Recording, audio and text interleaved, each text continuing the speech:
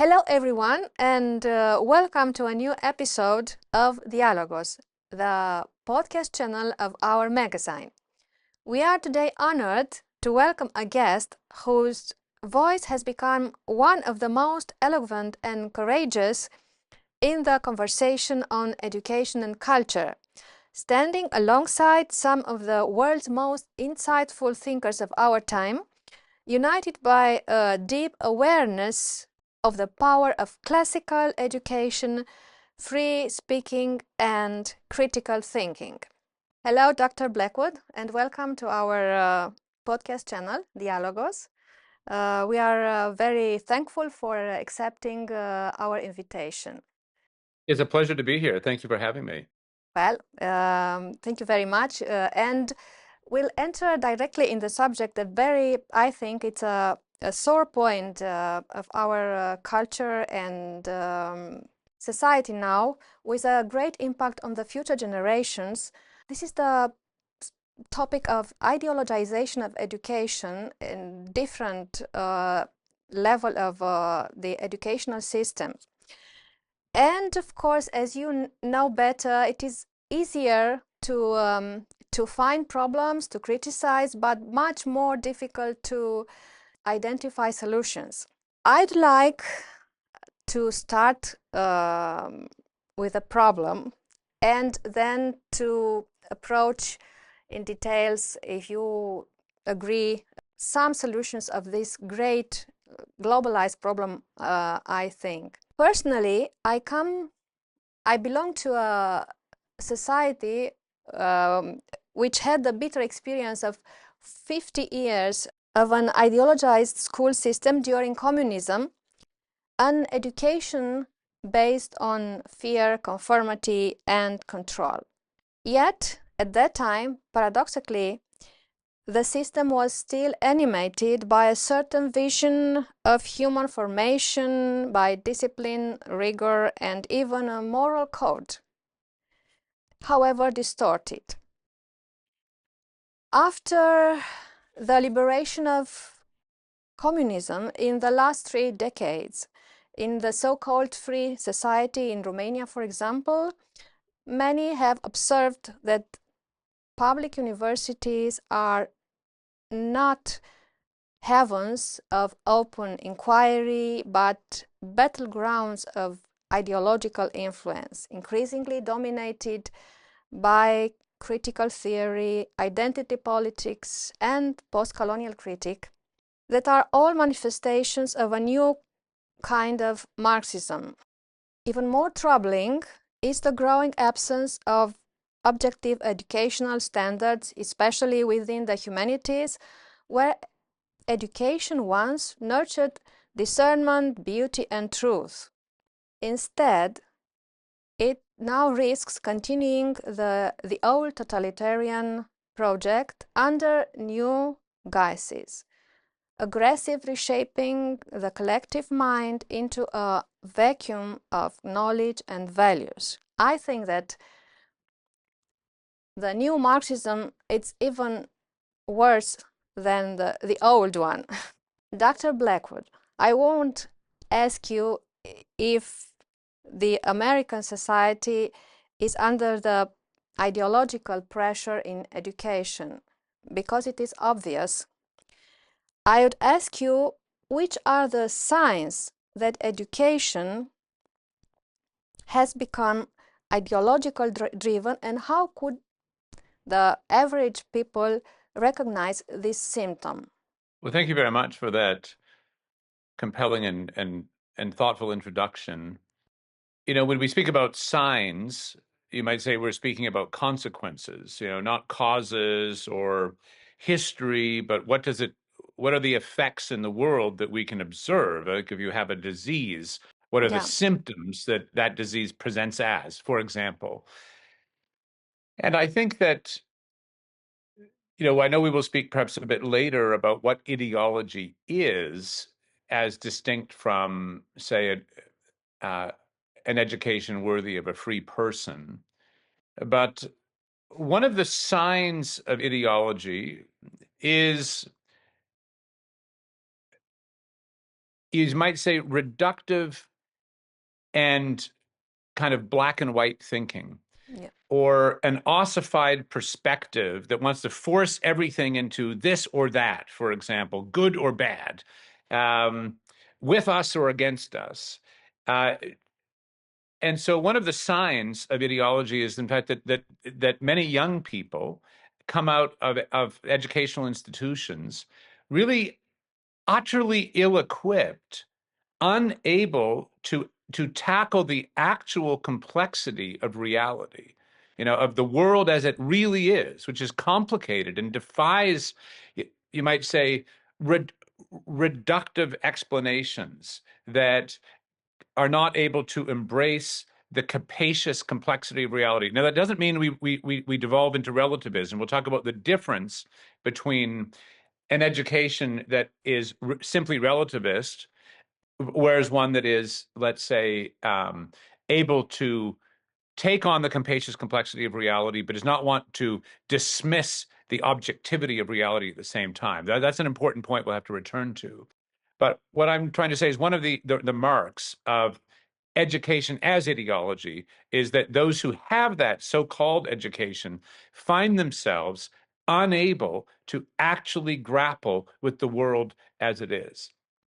When that ideological perspective is widespread, is you end up with many people thinking they think, coming out of so-called educational institutions, the same thing. Yeah. And so you have a homogeneity of perspective, however inadequate or tired or simplistic those perspectives is. It is true that one of the marks of a homogeneously ideologized education system, so to speak, is that the young people who come out of it have very predictable views. You might say if it were a situation, an educational system worthy of a free person, that free people would come to different conclusions. They would come to, one would think this and one would think that, maybe out of even the same class, or they would have a nuance of difference that would that would be underlied by a deeper agreement. All I'm saying is that one of the really fatal marks of ideology is that it ill-equips you to live in relation to the complexity of the world.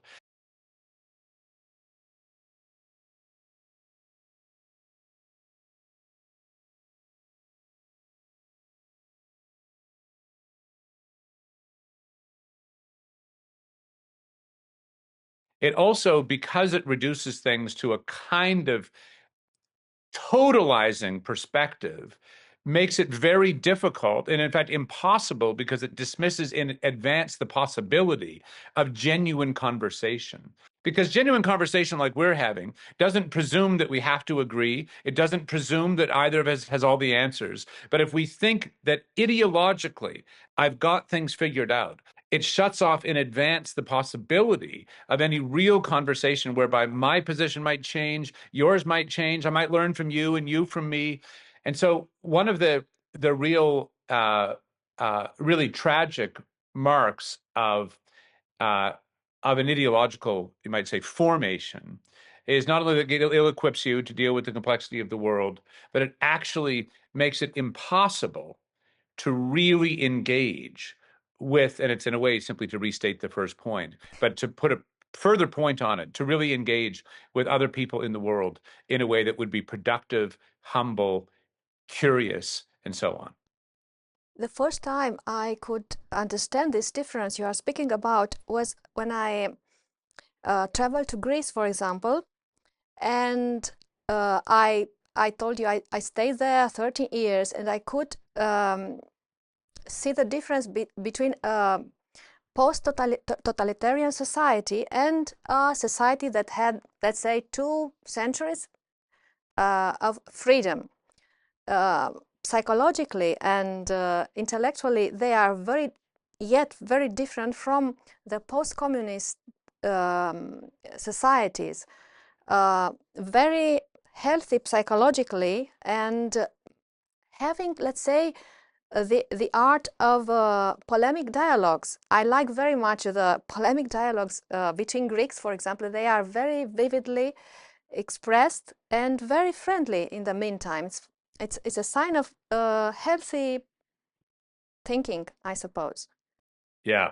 Yeah. I mean, if you have young people coming into the world, for example, who, I don't know, think that there's no such difference between men and women, or think that, Western civilization is just a construct of powerful and corrupt people, or who think that there is no truth or beauty or whatever. What you find is that those people are, first of all, you might say, unhappy because their positions are being defined as against the underlying truths of reality itself. And so you live in a kind of ever smaller circle of kind of ideological sectarianism, Yeah, rather than being able to open yourself up into the, as I say, the kind of complexity and vibrant diversity in the best sense of the word, nuance and beauty of a freely unfolding world around you, because it simply doesn't fit within the narrow boxes that you have been told you must see the world within. yeah, I totally agree. And I think that this is not only a consequence on the nowadays society, but it has a great impact from the future, for the future generations, because there is a sort of spiritual DNA in each society, and we transmit this, let's say, pathology to the future generation, and they continue somehow the same pattern of behavior and of thinking. So before we continue, I'd like to step back and ask, because I know you are very involved in this process, educational process in the college and in the Ralston College. What does a truly human-centered education look like? What does it mean? I'm always thinking, when I'm talking about a free educational system, I like to remember the school of Socrates, for example, or some Christian great schools. It seems that ideology takes root when a society operates from a wrong anthropology, from a flawed understanding of the human being. Each ideology has a wrong, it seems, a wrong anthropology that beseeken the person and the whole society. And how could one understand and create a school based on a healthy perspective about the human being? Great question, Tatiana. And if I may just quickly add one further point to your previous question about the signs of ideology. Yeah, If you look at a larger level, not simply the individual level, but at the societal level, one of the problems you would expect with reductive ideological education is that we would be unable as a culture or society to think deeply and richly about the problems we're actually facing. And that is the case that we are in. So I think that's a direct consequence of an inability to think in a richer, dialectically complex, hard driving way. So I just want to say that one of the higher order or downstream effects that you would expect is our incapacity to think honestly and deeply about the problems that we are facing, yeah, whatever they are, societally, country by country. Kind of education would be worthy of a free person or worthy of a human being. I think you're entirely right, Tatiana, to start with the question of what a human being is. yeah, And it's worth dwelling on this for a moment, because you wouldn't so much as think that you could, you know, plant an apple seed and grow it into an apple tree without knowing something about apple trees. You need to know what kind of nutrients they need in the soil. You need to know what kind of sun exposure they need, how much water, how to prune them, how uh, uh, uh, to care for them, and all of the various ways that a cross fertilization and all these sorts of things that trees need. You need to know the nature of the thing whose potential you are trying to realize. So an apple seed is potentially an apple tree. I know it's an obvious point, but it's not potentially an oak tree or a pear tree or whatever. It has a concrete potentiality that it can realize. And so you have to know what the nature of the thing is that you are aiming to unfold or realize the potential of in order to realize that potential. So the question of human nature really does lie at the very foundation of education, because education is for a human being. And so you say, well, what is the education that would unfold the potential or give a human being the tools to unfold his or her own potential? And I think that one of the things that you see, if you were to reverse engineer the idea of human nature that an ideological education is based on, well, what would that mean? It would mean, well, human beings are not truth seekers. They just need to be told what to think. There's no capacity for discerning your way. You're not capable of that, or it would be wrong for you to do that. You need to be, as it were, fed from the top down what the answers to life are. And you're like some kind of a computer, I suppose, that can simply be programmed with an operating system that tells you how to function. So you might say that the vision of human nature that an ideological education assumes, I would say, is profoundly nihilistic. It's one that denies the inner integrity, the inalienable dignity, and fundamental autonomy of the human being. By contrast, an education that would be worthy of a free person, worthy of an intelligent, self-governing entity, let's call it a human being, would have to be designed to awaken and form and realize those very capacities. So, and this is, where, clearly good parents are thinking about this all the time. You can't simply tell your children what to do forever because they never become self-governing entities. You need to help them discover how to live in the world in a free way. So you give them guiding principles, which they slowly come to through teaching and contextual learning and through, correction and admonishment, hopefully inspiration, but of which the outcome or the desire, the goal is that young man or woman grows into someone who can self-command, self-govern, self-propel, and self-direct. And so one has to begin fundamentally with the fact that human beings are free. And that means that the education that is worthy of them has to be one that affirms the freedom above all of their intellects. And so this is really the dividing line between an education that's ideological and one that isn't, is that an ideological education is simply telling someone what they ought to think.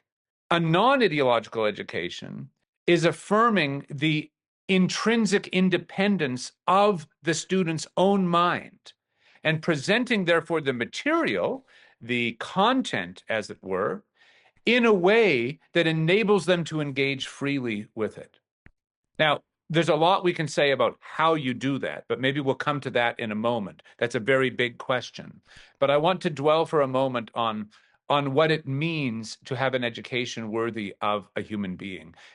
And one I think has to begin with the question, as we did, what is a human being? And my conviction, my view is that human beings are free. They have intelligence that enables them that an inalienably free intelligence that is essential to their identity.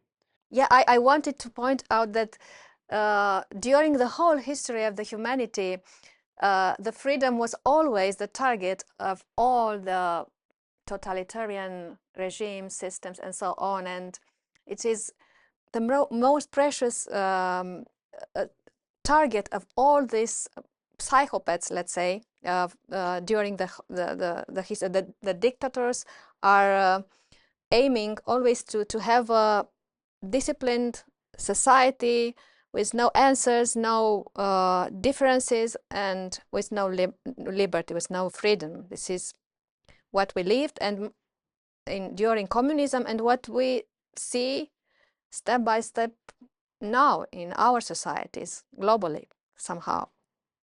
Well, it's no secret, in that it stands to Yeah, reason quite obviously that free agency, the exercise of free agency, is an obstacle to the exercise of centralized and absolute power.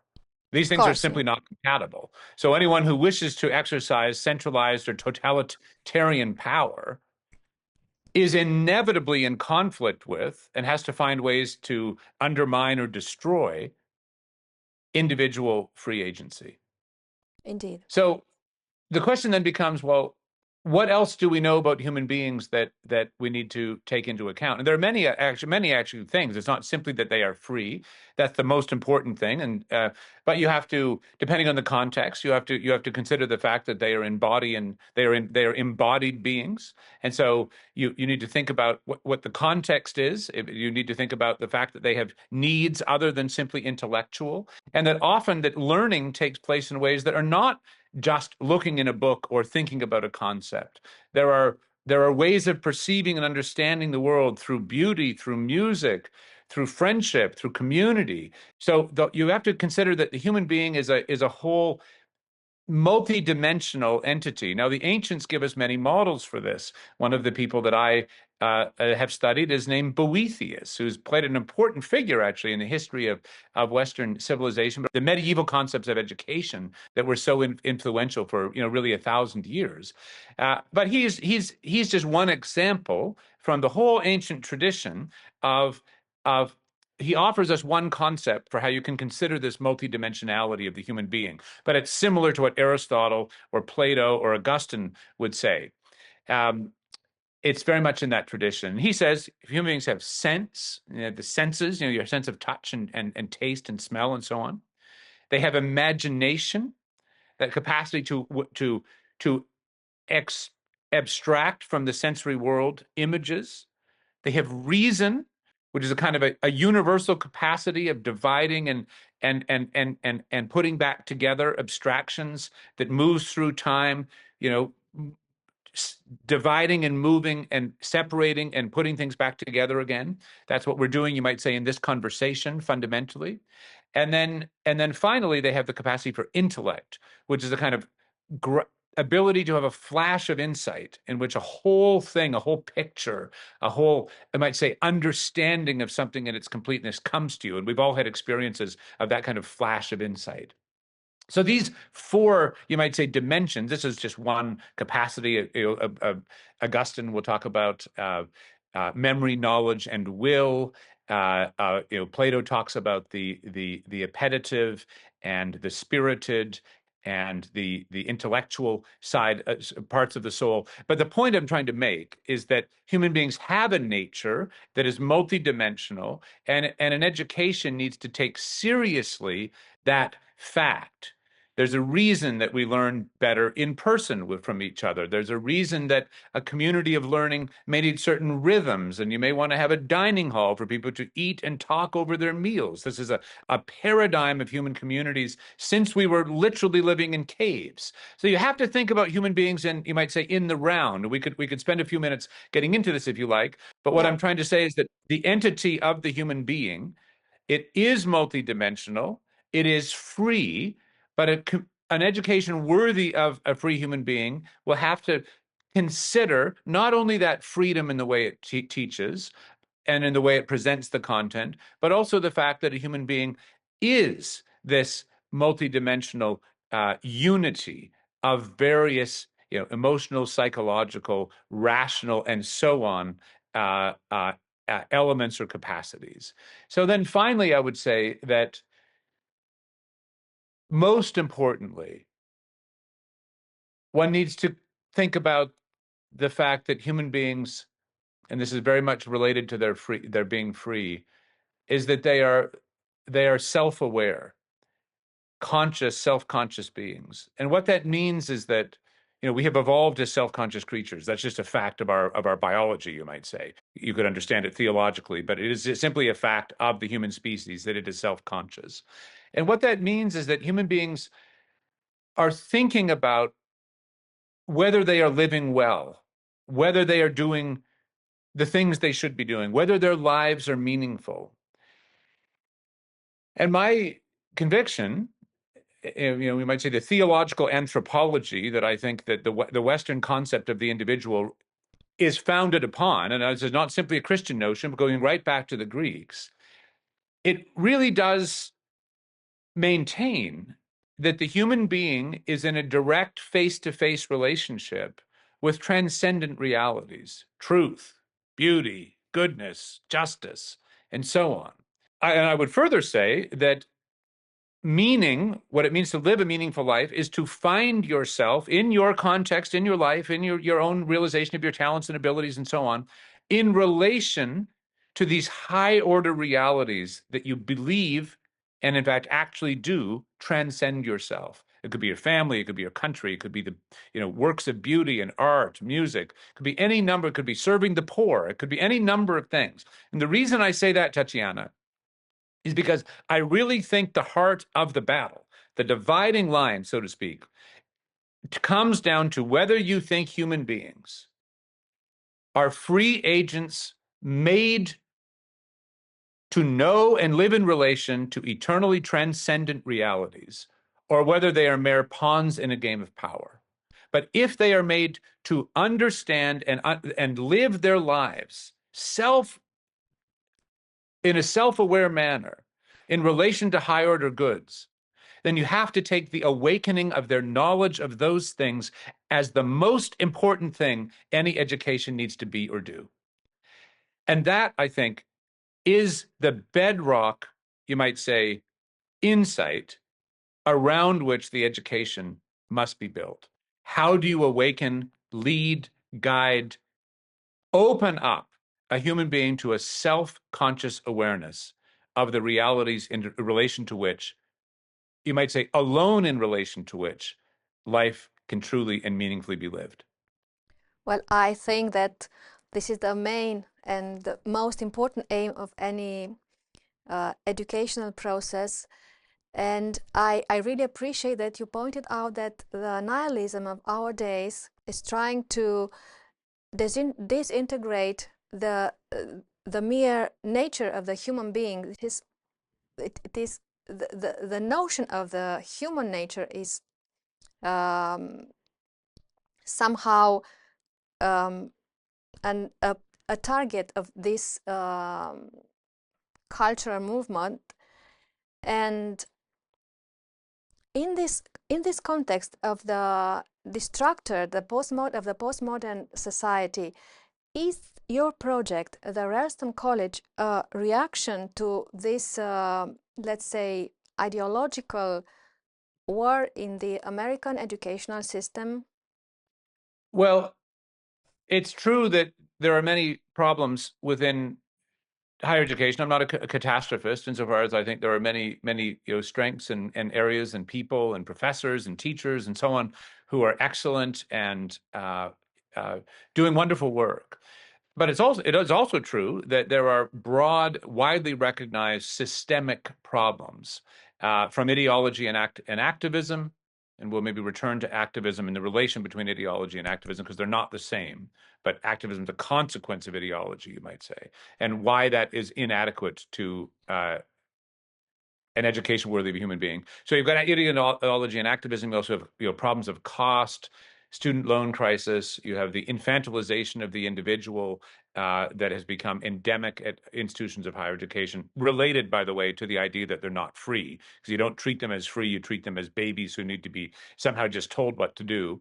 And then you have the vocationalization of the university, that is to say, the subordination of the whole purpose of the university to produce economic or instrumental outcomes. Also, by the way, closely related to the neo-Marxism that leads to the woke activism and ideology, because they're both ultimately subordinating the individual to an instrumental end.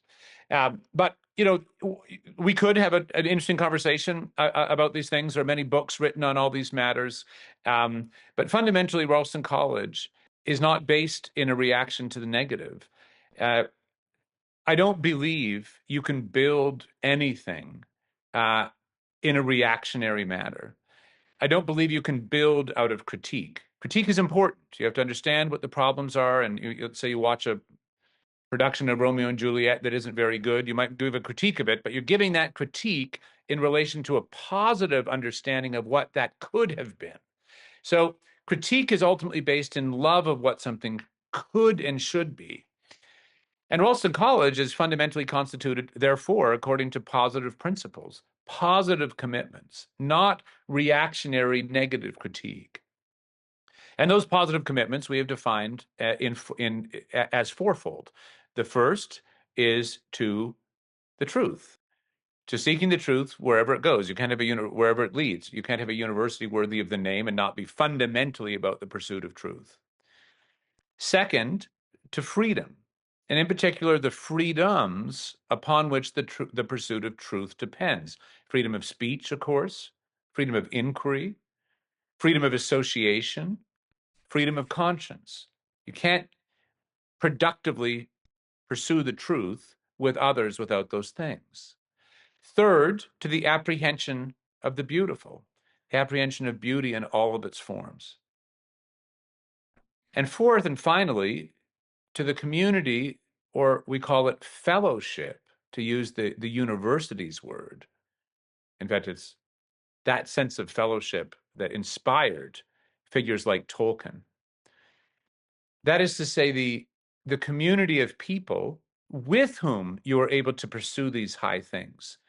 We can understand and pursue the truth more effectively with others. They point out our blind spots, we help them, we dialogue, we disagree, we argue. That leads us to a better grasp of what we do not yet understand. So fellowship is the fourth of these four commitments: truth, freedom, beauty, and fellowship. And there's one final thing about fellowship I will say, and that is that it both enables us to pursue truth, this community, but it's also the result of pursuing these high things together. We become closer to, we become a community with, you might say, we become friends of a kind with those we pursue these high things with. So we have defined our university positively around these, not simply commitments, but you might say realities, these realities of truth, freedom, beauty, and fellowship. These are the realities that Ralston College seeks to be true to understand, to introduce our students to, and to transmit ultimately to the next generation. I appreciate that you pointed out this difference between reaction and positive offer to a society in crisis, and especially in a crisis of meaning. At least in the Romanian society, one could see this crisis of meaning at many levels. And unfortunately, there are more reactions than positive offers. In this context of the positive offer to a society in crisis, how one could see the role of the mentor, of the professor, of the teacher, both in these two situations, in an ideological educational system and in a, let's say, free educational system, in a system which takes into account the whole human nature, the reality of the human nature. What is the professor? What is the teacher, the mentor? What is the role of the mentor in that? Is that the question? Yeah, Well, yeah. it's a really wonderful question, Tatiana. Because there's a really interesting dynamic that I think we need to acknowledge as at the heart of this, and that is that it doesn't work simply to tell them what to do. Here's all the answers. Do this, do that. That's a failure. It leads to people being resentful and unintelligent and rebellious and ill-equipped in the world. So you can't simply tell them what to do. We know this whether we're parents or siblings or mentors or whatever. We know even in clinicians and in psychology that you can't simply, even if you kind of know what the thing the person needs to do is, you can't simply tell them, because if they don't take that on themselves, it doesn't stick. So just telling people is inadequate precisely because they are free and they have to have recognized the good for them to really be the agents of driving forward and towards that good. So you can't simply tell them what to do. But on the other hand, it's not like you can send your children off into the woods at the age of a year old and hope they come back like Winston Churchill or Thomas Jefferson or Jane Austen. It doesn't happen that they just all of a sudden appear either. And so the question is, what is, as it were, the middle ground? What is the way in which you form and shape and set the conditions for the realization of the inner talents of the person without undermining their autonomy? How do you affirm them such that that unfolding takes place? And I think that there are many aspects to this dynamic.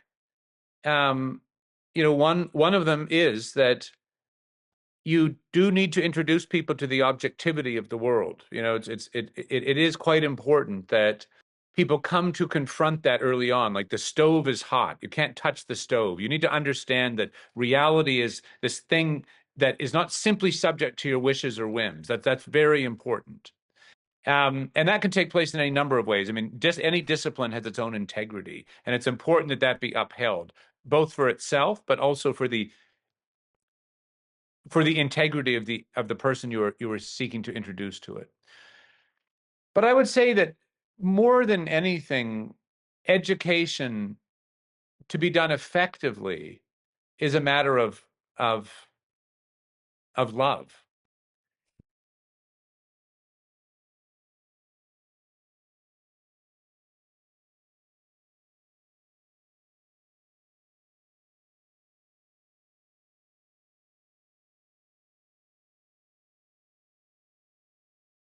Plato has a beautiful phrase in the seventh letter where he talks about how, in a way, the fire that is in one person jumps into another.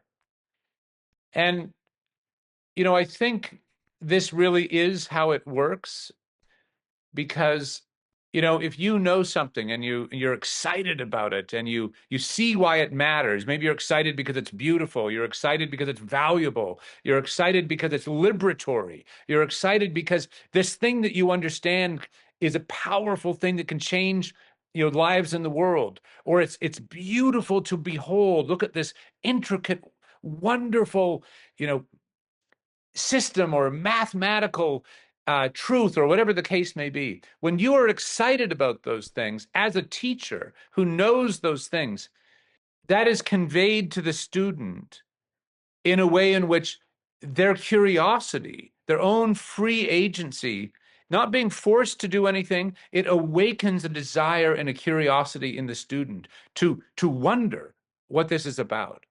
And often we come to love the things that others love because they have introduced us to those things in a way that we can love them too. Roger Scruton has a wonderful phrase. The late Roger Scruton said that a culture is just the things we have loved. And Wow, transmitting a culture is just teaching others to love them too. it's a You great can't word, yeah, force indeed. you can't force love. You invite it, you transmit it. And so it's I grew up in Canada, lighting a wood stove every morning for many, many months of the year because it was cold. It's how we heated the house. So I love fire metaphors. But if you've ever built a fire, you know that you build it by transmitting, having enough heat and warmth here that it can catch on fire over here. And I think that ultimately, the only thing you really need to transmit a domain of knowledge is have people who have that knowledge and who love what they know in the same place as people who want to learn. And the love of the one inspires the love and curiosity of the other. And what's essential about that is that it's a mode of transmission that is never coercive, that is never forcing someone to do this. Of course, you have to have rules about how you govern a community and what the standards of testing, if you need tests and so on, are. But the bedrock you have to, those should be voluntary, that you opt into those, so that there's an underlying voluntary background even to that process. But at bottom, fundamentally, the way of learning that is fitted to a free person is to be introduced to things in an invitational way, such that you can out of your own curiosity, the demands and interests of your own life, soul, conditions of context, economy, architecture, whatever it is, the context you're living in, that is the context in which you as an agent need to live, and you will want to learn in order to make the most of the world and of your life around your life and your world, the world around you. And the way to get to that knowledge fundamentally is through curiosity. Well, it is so rare, this situation, this context of transmitting that knowledge through love and transmitting the fire of knowledge in our utilitarian culture, where both the mentor, the professors, and the students are not, in fact, interested in the knowledge, but in the utility of the knowledge. Well, I think this is a very good point, Tatiana. Maybe we should just discuss it for a moment. I don't for a moment think that people shouldn't have the skills and abilities to live to achieve certain ends in the world. We all Yeah. need that as human beings. Yes, I mean, it would of be course, yeah. perverse, massively perverse to say that, we don't need to feed ourselves and have shelter and to be able to secure the basic terms of a flourishing existence for ourselves, for our families, and so on. And so that's just a basic bedrock of human life. Yeah, it's normal. But I would say a couple of things. The first is that one needs to think long and hard about how we actually acquire those skills. It actually turns out the non-instrumental is upstream of the instrumental. And so the thinking that is not simply subordinated to an external or instrumental outcome is superior to and more generative than instrumental thinking is. Now, this is not the way the world sees things, but it is simply a fact. So let me give a very practical example. Without, either or both Newton and Leibniz discovering calculus, Yeah. as an insight about the way things are, we would not be able to have centuries later applied that insight. And so now we're living in a world of AI, of computers, of so many things, for better or for worse, of the enormous power of algorithms. None of that would be possible as an instrumental outcome had it not been first for the upstream insight about how, you might say, this aspect of mathematics works. The insights that drive those outcomes are prior to the outcomes themselves. And so the application of the insight is always subsequent. And so the reason I want to make that point clear is that it actually shows that the more useful form of education would be one that leads you to the insights that you can later apply, rather than simply embedding you in already ossified forms of application. And we see this very obviously in the moment because, for 15 years, people have been telling young people, just learn to code. Go and learn to code. It's the most useful thing you can do. Until all of a sudden it becomes clear that artificial intelligence can code at a level that makes many of those people, makes their skills redundant. Yeah. Because they were embedded downstream in application rather than at a higher order level of insight that would allow them to apply themselves in different ways. And so it actually turns out that if you want to be useful, you actually do need higher order abilities that you can apply through a range of things. So there is a very strong instrumental argument for a non-instrumental education. So I'm not going to limit the arguments for a non-instrumental education to its instrumental outcome, that would be perverse. But you can make a very, very strong argument. In fact, I think it's very clear. You can see this in organizational structures.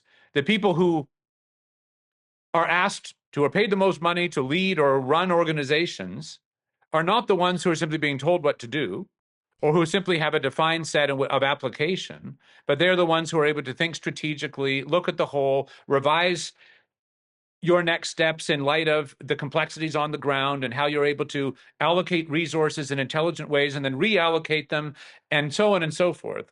Those are higher order skills that transcend a mere application because they revert to a level of insight and analysis that transcends the applications themselves. So the first point is, if you really want to be serious about getting people a job, let's say, you need to give them higher order skills that make them valuable. And there you could say, things like, though these words become hackneyed, being able to think critically and across domains, apply insights from here to there, being able to have powers of expression that enable you to lead and understand and convey realities to others, abilities of self-correction, of being able to see when you're wrong, abilities of being able to intelligently transfer something you've learned here to over there, and so on and so forth. So first, the point is, non-instrumental education is more valuable instrumentally than instrumental education. But the second point is that we need to really think about what all this is for. We do a lot of things, for an end. You might say, I got this degree because I thought it would help me get this job that would allow me to provide this income in order to care for my family. But we don't live life as a whole simply instrumentally. We want life to be valuable in itself.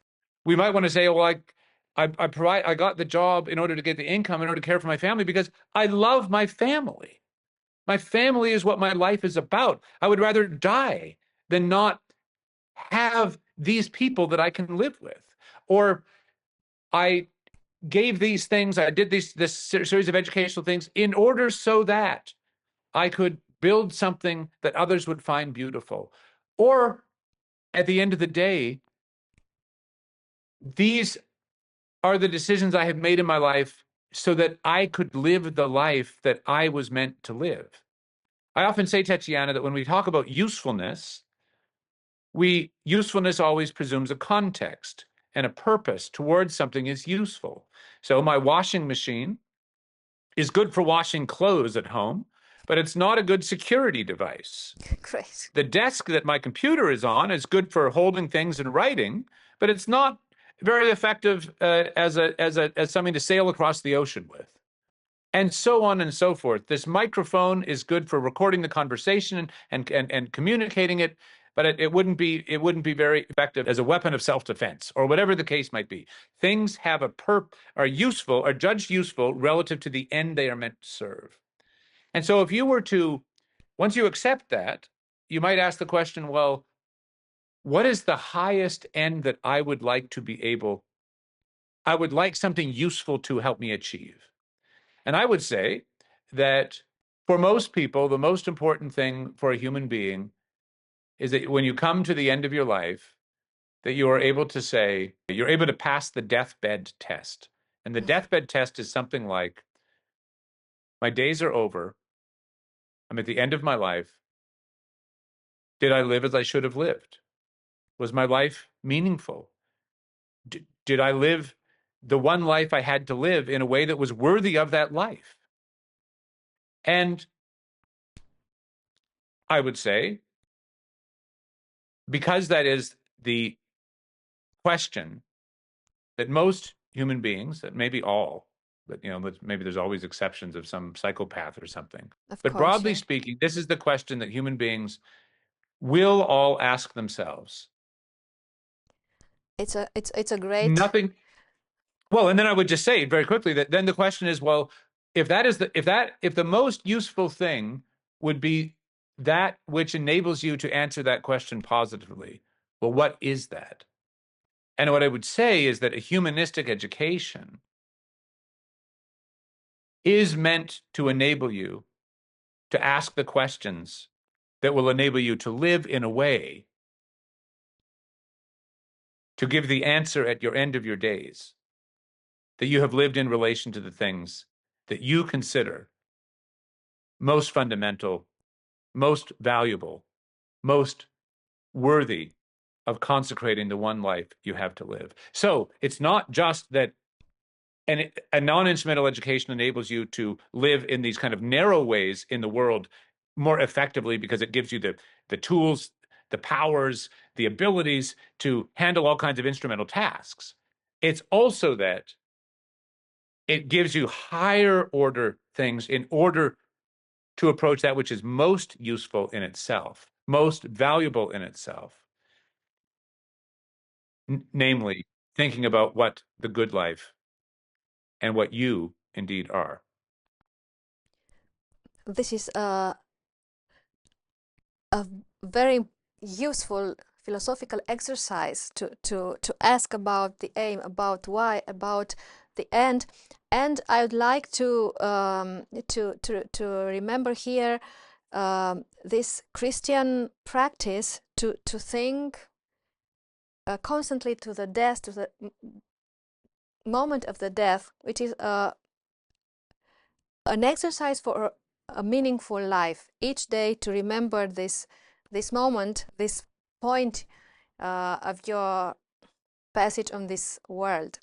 You are talking about the instrumental approach upon the education, or the utilitarian approach. I think that all these challenges with AI, the digital age, and so on, are the best challenge for us to remember what is the human being and what we are meant to be in the history and in the society, because we have to transcend the robotic, automatized manner of life that we had and we had until now, and we still have. Many of the majority of the society have now. This is every challenge is a great chance to go further and in the history of the humanity. I really like this historical moment from this point of view. Well, let's finish. I would like to finish all this very interesting discussion about what means good higher education, and on the other side the ideological educational system. And I'd like to invite you to discuss more about your project, the Ralston College. Why did you choose to return to the classical education? What this classical education could offer to the contemporary young people who are, so I can say that the difference between the generation, they have another mindset, another rhythm of learning. You are proposing to return to the classical, to the roots, the classical education. Is it possible for this? It's a great question, well, let me say a few things. The first is, if we were to talk about the humanities, this word we have in English, that it comes from the Latin, and we were just to say in common parlance today, maybe it means philosophy, history, music, literature, architecture. In fact, the liberal arts historically have included all the sciences. But let's just say, broadly speaking, these humanities, these are just the record of what human beings in the past have thought about human experience. Right, yeah. And I don't know about you, Tatiana, but I find life actually fairly complicated. There's way more of it that I don't understand than that I understand. And so I need all the help I can get. And if you were going on a journey to something very difficult and unknown, but others had been there before, would you not want to ask them, hey, tell me how this works, and what did you learn, and what was it like when? And so when you're dealing with, I mean, I don't, I'm making this as if it's like a journey, but it is, Yeah. life is a Yeah, journey. it's a journey. Others have been on it. They have learned things about it. They were human beings like us. So when it comes to questions like confronting our mortality or justice, the pursuit of truth, building relationships, repairing relationships, what is most valuable? How do we structure our lives such that we can live them in a way we actually consider most meaningful? Well, this is all that you might say the record of the past is. It's others reflecting on the nature of themselves and of the world. And we can choose to avail ourselves of that experience and that, maybe wisdom, those hard-won lessons, or not. Yeah. But I would say that if you are, as I think many young people are, confronting questions of meaning and difficulty and certain alienation, well, you might turn to those who've been there before. So that's one point. And then that leads to many others. If you do want to do that, well, they in a sense can't come to you. They are dead. You have to go to them. Well, what does that mean? Well, it means that you, first of all, more than anything, you have to make yourself into something that has the humility and the courage to do that. You have to learn to listen. You have to learn to find out where they are and how you can engage with them. It actually means, in many cases, the historic answer to this question is that you need to learn the language in which they wrote or spoke. And in the West, that really does mean that if you want to engage with the Western tradition, because these languages were not simply ossified, but were settled in a way that they were then able to be perpetuated. Greek and Latin, both extend for thousands of years of literature. And so, yes, I think if you want to become an expert in the Renaissance in Italy, you need to learn Italian. If you want to become a Dante expert, you need to learn Italian. If you want to become a specialist in Hegel's, philosophy of history, then you're going to need to learn German, and so on. The point I'm making, though, is that one of the conditions of being able to engage with these human beings from the past and being able to make the most of whatever they are trying to share with us is that you need to be able to access that, and the languages are important. And so that's why we teach Greek, and we'll eventually also teach Latin. It is not because we think, I don't know, we're trying to make people into classicists in some kind of a mode. It's just that those are the tools you need to access these thousands of years. Great. And this was widely understood. I mean, it was obvious to people like Thomas Jefferson. It was until yesterday, effectively, an obvious fact that an educated person in the West had to have Greek and Latin, not because these are incredible languages, which they are, but there are many other incredible languages, but because those are the languages in which the things are written. All of that is true. But more than anything,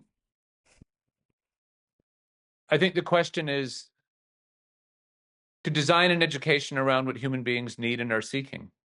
And for my lights, I don't believe there is a way to get at the heart of the questions that is better than to avail ourselves of the wisdom of the past. Now, let me give you an example that's very concrete. You say, well, why should we turn to understand these periods that we could rightly say had all kinds of problems that are of their own? What could they possibly offer us? Well, it has something to do with what it means to be able to understand. Let's just say our whole purpose was to understand our own time and our own moment. We said, all right, I don't care about the past. I just want to understand the world that I'm living in today. I want to be useful in it. I want to be able to understand it. I want to be effective in it. I want to be able to find a meaningful life in it. That's all I care about. I don't care about these things from the past. Okay, let's just steelman that argument. Well, let me give you a kind of analogy. Let's say all I want to be able to do is recognize people in the present. I don't need any memories of them in the past. I just want to be able to recognize them in the present. Well, here's where we run into the problem. You can't so much as recognize your own face in the mirror, or your mother, or your front door without a memory that allows you to recognize that thing that you're looking at as the thing that it is. And you develop those memories that you developed over time are therefore the thing through which you are able to see the present and recognize it for what it is. Otherwise, if you imagine you had no memory, you would have no ability to decipher the constant, you might say, just, let's call it, waterfall of sense experience. You have no way of deciphering this from that, or that person from that, or you don't even know these are people versus trees, because you don't even have the concepts to recognize those things. When children are young, when they first come out of the womb, you see a baby looking at its hand, it doesn't even know that that is its own limb, right? So that's the position we start in. And what consciousness is about giving us the context, the frame of reference to understand who and what we are. And so you might say that, as a teacher of mine used to say, without memory, the present is like a mathematical point. It has no dimension. And what history gives us, and knowledge of the past, is it allows us to slow the moment down and extend it in time so we can see it, just as having a memory of someone, not just their face, but their attributes, their history, all the conversations you've had. You bring that into the moment when, if you were to, you imagine the difference between having a conversation with your closest friend, with all that you have from their past and your past conversations, your arguments, your adventures, the things you've shared together, the tears you've shed together, all of this. That's the context in which you're able to have an incredibly rich conversation about a situation in your life or a challenge you're facing. All of that is a context. Imagine the difference between you've never met this person before, they do know nothing about you, you don't even, you know nothing about them whatsoever.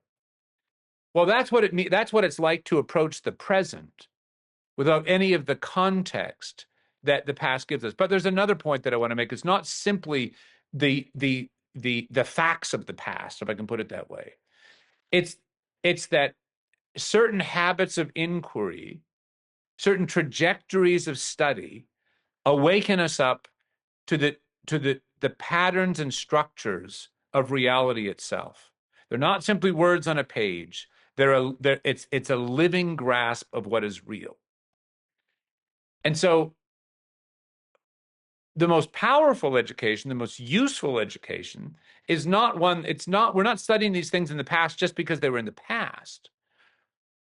We're studying them because they give us context to understand the present, but also because certain works of literature and philosophy and so on have in them the power, and they've shown this over centuries, the power to awaken in us a deeper understanding of what is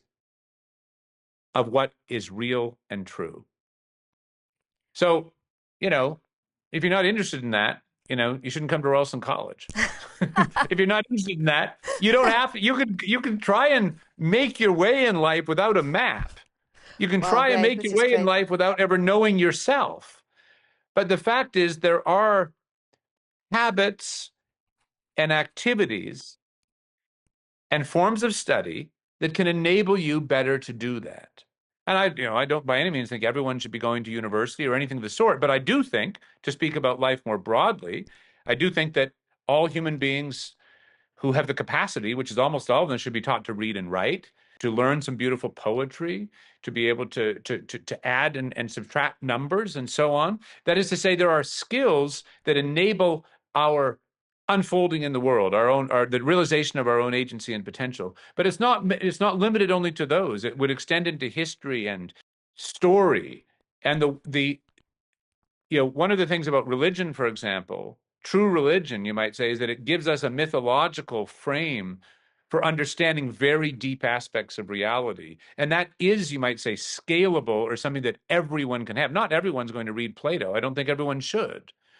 But everyone can live in a village with beautiful houses.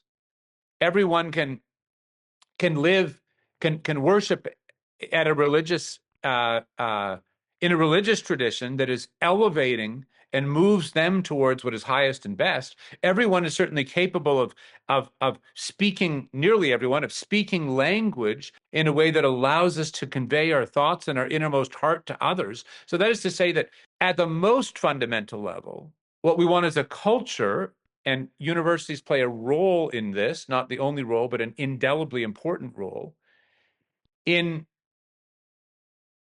enabling us to have the forms of life and culture that are elevating and sustaining of all of us, quite apart from our intellectual abilities or interests, or whether we've gone to university or not. I like to say, Tatiana, that I can't play the piano, and I certainly can't play it like Martha Argerich can play the piano, the great Argentinian pianist.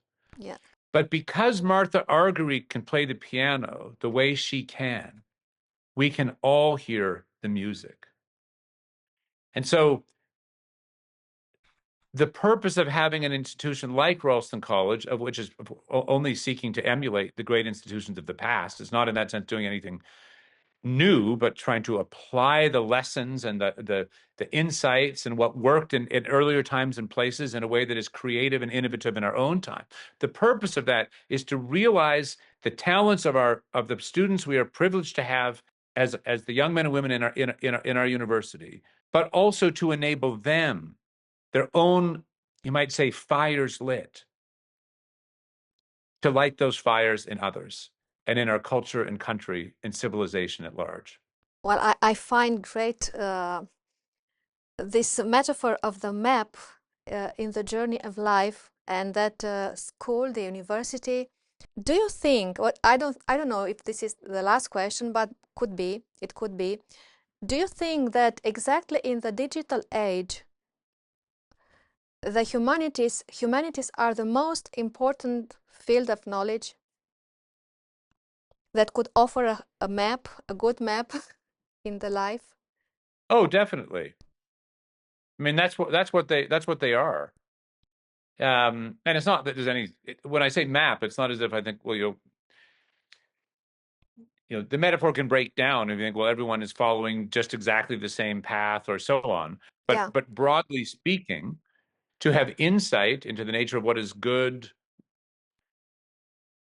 to have insight into the nature of our mortality, to have ways of dealing with suffering, to have insight into how to build relationships with others. These are universal. These are universal realities. To have solace in the face of difficulty, to have joy in the experience of our shared pursuits as human beings. Yes, fundamentally. Well, I mean, we need to face this very clearly. I mean, just to take AI for a moment. I mean, these algorithmically generated, algorithmically run models can only ultimately do the things that they are told to do. yeah, And by definition, these models cannot tell us how they should be used or what they are. They can look at the things we give them and give us back our own answers. But fundamentally, the question, technology is about getting something, quicker, faster, cheaper, whatever, let's say from point A to point B. But it's incapable of evaluating whether that journey is one worth taking.